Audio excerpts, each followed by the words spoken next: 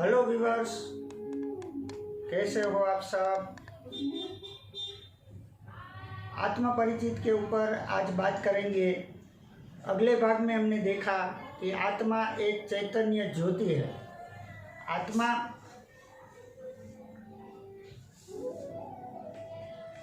कपाल के बीच में स्थित है। हम टीका भी कपाल ऊपर लगाते हैं क्योंकि आत्मा का रूप अति सूक्ष्म बिंदु है। चंदन का रंग भी सुनहरा होता है। यह याद दिलाता है कि आत्मा का अनादि स्वरूप चैतन्य और परम पवित्र है। इसलिए चंदन का टीका हम लगाते हैं क्योंकि आत्मा का धर्म शांति है। दोस्तों, आत्मा का परम धर्म शांति ही है। यह शांति के कारण हमने सतोगुणी होने का मौका देती है। दोस्तों, सतोगुणी शांति से आता है। हमारे जीवन में सत्वगुण शांति से आता है। दोस्तों, अब बात करेंगे आत्मा कहाँ से आती है। आत्मा और कहा जाता है कि जहाँ से हम आए हैं वहीं जाएंगे। दोस्तों, आइए ये चित्र देखो।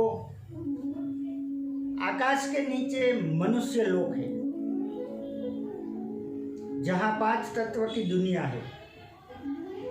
दोस्तों, इस आकाश के नीचे देखो, मनुष्य लोक है और ये सारा पृथ्वी का गोला जहाँ 5 तत्व की दुनिया बनी है। ये संसार एक रंगमंच है जहाँ आत्मा ये शरीर रूपी चोला धारण करके एक अभिनय करती है। उसके ऊपर है कि सूक्ष्म ये लोक के ऊपर एक दूसरा लोक है, उसे सूक्ष्म देवलोक कहते हैं। ये चित्र में देखो, जहाँ सूक्ष्म ब्रह्मा, विष्णु और शिव निवास करते हैं। दोस्तों, इसके अंदर ब्रह्मा, विष्णु और शिव निवास करते हैं। और इसके भी ऊपर देखो ये चित्र में दोस्तों कि वो ब्रह्मलोक है, वहाँ परम प्रकाश है और वहीं सभी आत्मा का धाम है। उसे श्रीमद् भागवत गीता में परम धाम कहा गया है। इसके बारे में कहा जाता है कि 5 तत्व की दुनिया सूक्ष्म देवलोक से भी परे है। इसीलिए इसे मोक्ष धाम भी कहते हैं अथवा उसे परम धाम, मुक्ति धाम भी कहा जाता है। वहाँ आत्मा एक तेज प्रकाश के रूप में, मुक्त रूप में निवास करती है। हम लोग इसी को अपनी आत्मा का मूल स्थान भी कहते हैं, उनका घर भी कह सकते हैं कि आत्मा का विश्राम करने का वो घर है। मनुष्य और अनेक जन्म लेकर अपनी अभिनय करके थक जाता है और दुखी हो जाता है, तो उसको भी अपना घर याद आता है। इसीलिए कोई भी दुखी होके कहता है कि मुझे मोक्ष मिल जाए, मुझे मुक्ति मिल जाए। दोस्तों, कोई दुखी होकर यही बात करता है कि मुझे मोक्ष मिल जाए, मुझे मुक्ति मिल जाए। दोस्तों, इससे मुक्ति या मोक्ष ही एक रास्ता है। जो जीवन के दुख से कंटाल गया है, ये है वो है, तो आत्मा को लगता है कि मुझे विश्राम करना चाहिए। वो विश्राम का शास्त्र में नाम मोक्ष है। दोस्तों, ये शब्द को आप नोट करके रखियो कि मोक्ष का दूसरा नाम विश्राम है। आत्मा थोड़ी देर मोक्ष का बहाना लेकर, मोक्ष का चोला ओढ़कर अपने घर जाकर परम धाम में थोड़ी देर विश्राम करते हैं। वो थोड़ी देर पृथ्वी लोक से तो 1000 गुनी बड़ी होती है, पर वो तो एक अलग टॉपिक है, उसके ऊपर अपन आगे बात करेंगे। मगर देखना कि मोक्ष की कामना करने वाले 3 प्रकार के लोग होते हैं। दोस्तों, मोक्ष की कामना करने वाले 3 प्रकार के लोग होते हैं। पहले प्रकार के लोग वो है जो वहाँ जाना ही नहीं चाहते। दोस्तों, वहाँ जाना ही नहीं चाहते क्योंकि ये दुनिया बहुत अच्छी है, इसमें सब अच्छा है, इसीलिए वो वहाँ जाना ही नहीं चाहते। वो पहले प्रकार के लोग। दूसरे प्रकार के लोग वो है कि अल्पकाल तक जाना ही नहीं जाना चाहते। वो सोचते हैं कि थोड़े समय वहाँ जाकर वापस आ जाए। कुछ लोग ऐसा सोचते हैं कि थोड़ी देर वहाँ देख ले क्या आनंद है, क्या है, फिर हम यहाँ वापस आ जाए, यहाँ भी अच्छा वहाँ भी अच्छा। ऐसे मनोबल वाले लोग हैं। और तीसरे प्रकार के वो लोग हैं वो अल्पकाल तक जाना चाहते हैं। वो सोचते हैं कि थोड़े समय वहाँ जाकर क्या मिलेगा, हमें सदा काल के लिए वहीं जाना है। दोस्तों, वो इस दुनिया में वापस आना ही नहीं चाहते। ऐसे लोग पूर्ण मोक्ष की आशा रखते हैं और उनके लिए कार्य करते हैं। मगर दोस्तों, अब मेरी बात आप कान खोल के सुनना, कहीं लिखना हो तो लिख लेना।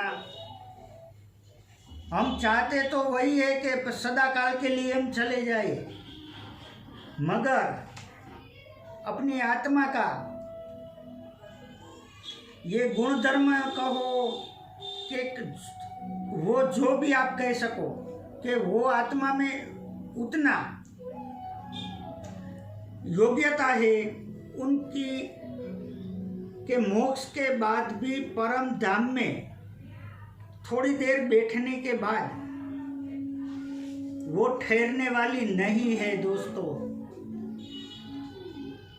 दोस्तों, ये बात नोट करके रहना। आत्मा मोक्ष मिल जाए फिर भी वो आत्मा वहां विश्राम कर ले, फिर उसको कंटाला आता है, क्योंकि हम ब्रह्म रूप है। वो हम नहीं, वो आत्मा ब्रह्म रूप है। उसको वहां मोक्ष धाम में भी उब जाती है और उसके अंदर वो इतनी योग्यता है कि मोक्ष के बाद भी वो परम धाम में बैठती नहीं है। इसीलिए परमात्मा ने ये दुनिया बनाई है ताकि आत्माएं अपने किए हुए सत्कर्म और बार बार जन्म लेने के दरमियान मनुष्य जन्म में जब वो आता है, दोस्तों, भटक भटक के मनुष्य जन्म में आने के लिए जो सत्कर्म जो उनको चाहिए वो मिल जाए, फिर ये पंच तत्व का मनुष्य शरीर उसे मिलता है। जब मनुष्य शरीर में वो आत्मा आती है तब उनको सभी के साथ सही वर्तन, सही वाणी और सही योग्यता से अपनी शुद्ध बुद्धि से संसार की माया में से निकलकर अपने कर्मों को शून्य करने की संभावना बहुत बढ़ जाती है। दोस्तों, ये मनुष्य अवतार अपने कर्मों को शून्य करने की संभावना बढ़ जाती है। इसीलिए हमारे शास्त्र में सब विवरण दिया है। शास्त्र में सभी बात का खुली छूट है कि जो थक जाए, जिसे मोक्ष चाहिए, वो लोग ये संसार के अंदर सही वर्तन रखे, सही वाणी रखे, सही योग्यता से अपनी शुद्ध बुद्धि से संसार की माया में से निकल जाए। वो माया में से निकलेगा तभी उनका कर्म शून्य होगा और वो संभावना बहुत ज़्यादा है। इसीलिए अपने प्यारे परम धाम में जाने के आनंद को इसी जीवन में लेते हुए सदाचरण से जीवन जो जीता है तो मोक्ष की संभावना होती है। इसलिए विपरीत मनुष्य, इस घटना से विपरीत बात यह है कि वो ये अवतार में सभी से लड़ने झगड़ने में और बदला लेने और किसी का बुरा करने में अपना ये मनुष्य परम पावन मौका जाने देता है। दोस्तों, ये मौका अपने हाथ से चला जाता है। फिर सभी का बुरा करने में ये जन्म भी गवा जाता है और वो जीव अंधतम जीव बन जाता है। तभी उनको 84 लाख योनि में फिर भटकना पड़ता है। दोस्तों, ये अंधतम जीव को 84 लाख में फिर भटकना पड़ता है, क्योंकि वो थका नहीं है, वो जीव थका नहीं है। वो बात से भले थका हुआ है, वो सभी को बात कर रहा है, जो जीव थका हुआ है ना, उसको ये प्रोसीजर फॉलो करनी पड़ेगी। जब भी मनुष्य अवतार में आए, जब भी ये हमें ज्ञान मिले, तब से हमें सावधान हो जाना है। दोस्तों, ये शास्त्रों का निचोड़ मैं आप सबको कह रहा हूँ कि मनुष्य अवतार में हमें सावधान हो जाना है। हम थक गए, दुनिया से कंटाल गए, हमें मोक्ष चाहिए, तो हमें इसी तरह जीवन जीना पड़ेगा, वरना 84 लाख में फिर राउंड आ जाएगा तो हम कब फिर मनुष्य अवतार लेंगे, उनका कोई हिसाब ही नहीं है। हमारे पास तो नहीं है, क्योंकि हमारे कर्म ऐसे हमने कर दिए, हमारा जीव अंधतम हो गया। दोस्तों, इस संसार का आवागमन का ये खेल निरंतर नहीं चलता है। दोस्तों, ये निरंतर नहीं चलता है। एक समय ऐसा आता है कि इस रंगमंच में अपना कार्य पूरा करके हमें भी लौटना पड़ता है। आत्मा धीरे धीरे वापस लौटकर पूर्ण सक्रिय रूप से अपनी भूमिका निभाती है। दोस्तों, ये शास्त्र में लिखा है। मैंने क्या बोला कि वो वापस लौटकर पूर्ण सक्रिय रूप से अपनी भूमिका निभाती है। मोक्ष मिलने के बाद वो माया में से निकलकर वो आत्मा सक्रिय रूप से अपनी भूमिका निभाती है। इसका मतलब उनको मोक्ष मिल गया, अपने परम धाम में चली गई, वहाँ आराम कर लिया, फिर अपनी भूमिका निभाने फिर से आ जाती है। इससे इस संसार में आत्मा और सभी लोग बढ़ते रहते हैं। हम ये चित्र में देखो, संसार बहुत बड़ा बड़ा हो जाता है और जाने के समय सब एक साथ जाते हैं। जाने का समय मतलब वो प्रलय का समय है। प्रलय के समय में सब लोग एक साथ जाते हैं, मगर आते हम समय पर ही है।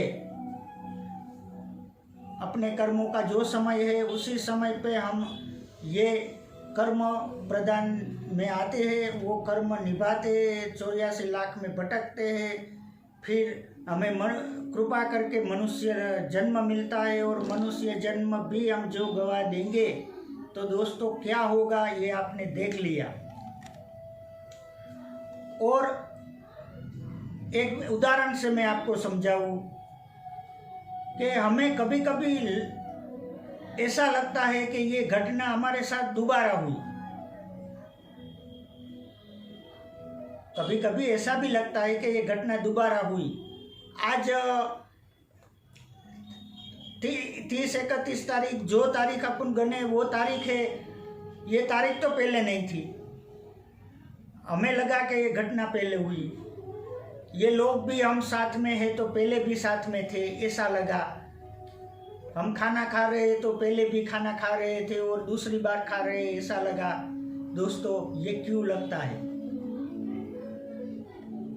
ऐसा है ना दोस्तों, वो सब समय का खेल है दोस्तों।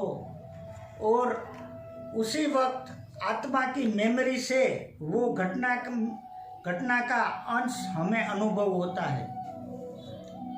वो आज के समय में सच है। हमें जो घटना का अनुभव हुआ वो आज के समय में सच है, पर वो भूतकाल की घटना है दोस्तों। ये बात साबित हो गई कि आत्मा मोक्ष के बाद भी फिर वही किरदार निभाने, हम जो आज है वही बनने फिर आते हैं। उसके अंदर थोड़ी घटना फेरफार भी ऐसी हो जाती है कि हमारा कर्म अच्छा हो जाए, हमारी आत्मा छूट में आ जाए, हमारी आत्मा बहुत सत्कर्म में आ जाए, तो हमारे साथ घटना अलग घट सकती है। मगर जब हमें ऐसा लगे कि ये घटना हमें दोबारा घट रही है तो हमें सावधान हो जाना है दोस्तों। इसमें से हमें हमारी आत्मा हमें कहती है कि हमें आराम का समय चाहिए। दोस्तों ये बोलने से नहीं होगा, संसार में इसी तरह रहने से होगा, ये हमारे शास्त्र में बताया है। दोस्तों ये एक पहले जैसी बात है, इसमें से हम समझ गए तो ये जन्म मरण के चक्कर से दोस्तों हम छूट जाएंगे। ये चक्कर से हम छूट जाएंगे मतलब कि हमें आराम के लिए जो समय चाहिए ना वो जल्दी मिल जाएगा और ये पहली सुलझ जाएगी। ये पहली सुलझ जाएगी जो हमारे दिमाग में है ना कि ये दूसरी बार क्यों हो रहा है, ये क्यों हो रहा है, वो हमने आगे बात की उसी तरह जीवन जिए तो ये पहली भी सुलझ जाएगी। दोस्तों हमने आत्मा परिचित में 5 बातों को जाना कि पहली कि वो चैतन्य शक्ति का नाम है आत्मा, विज्ञान के रूप में एनर्जी, सोल और शक्ति। दूसरी बात हमने जानी कि वो सूक्ष्म ज्योति बिंदु है। तीसरी बात हमने जानी कि उनके गुण ज्ञान पवित्र है, वो सुख आनंद प्रेम शक्ति के रूप में है।